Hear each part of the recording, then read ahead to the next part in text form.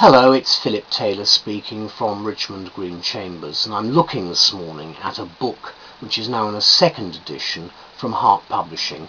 I've reviewed it before and it is actually on the net and available in some journals. It's this book, Bewigged and Bewildered, A Guide to Becoming a Barrister in England and Wales by Adam Kramer.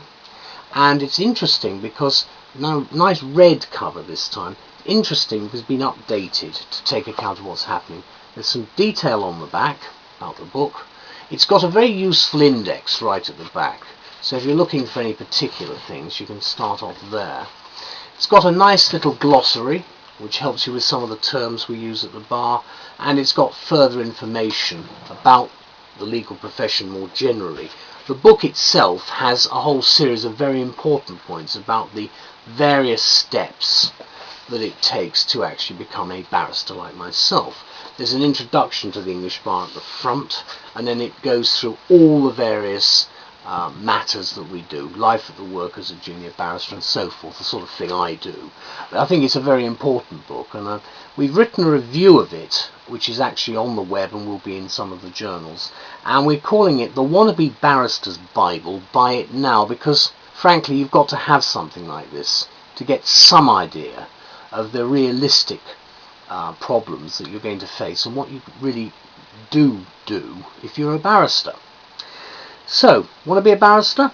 Then read this superb little book first. It's only just over 200 pages long. It's not exactly a long book to read, but you will certainly find it will be reliably, knowledgeably and entertainingly well informed for you as to what you're letting yourself in for. And once you've made your decision about what you want to do, it also gives you advice on how to get ahead and stay ahead in what is a very challenging profession for all of us.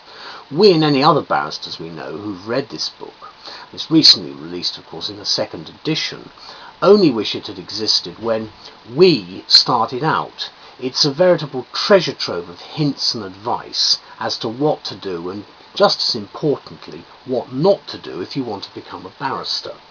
The bar, in this case for England and Wales, is one of the most interesting professional careers in the world as we know it, but nonetheless a career path fraught with problems. Many of those of other people have been well aware of the difficulties of what has happened.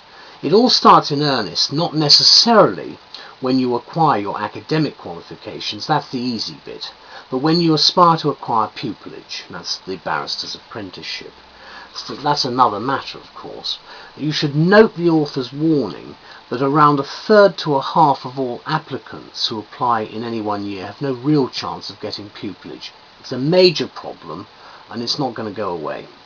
However, if you still think you can make it and want to have a go despite these gloomy odds, this book provides an invaluable guidance as to how to reach your goal. You've got to have the staying power, believe me. Not only will you learn more about traditions, terminology and institutions of the bar, you'll also experience life at the bar as it's actually lived today, vicariously of course, via the personal anecdotes of several barristers practicing in several different fields. Emphasis on the practical is one of the many delights of the book, very much hand in hand now with the concepts of the vocational course. Considering the amount of painstaking research, effort and organisation that's gone into writing the book, Adam Kramer has certainly performed a sterling service for aspiring barristers everywhere. Take a look especially at these suggestions for further research and inquiry, which as I point out is the back, and the incredibly useful websites which are mentioned. Websites very much part of what we do today.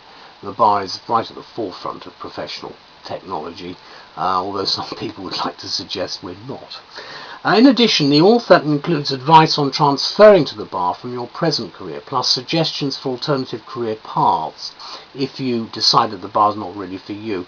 I must say a lot of people who come to the bar have actually got a grounding in some other subjects. Science in particular is a very useful one, because we need to have a very wide understanding of human frailty, human nature, and aspects of what people do for their jobs.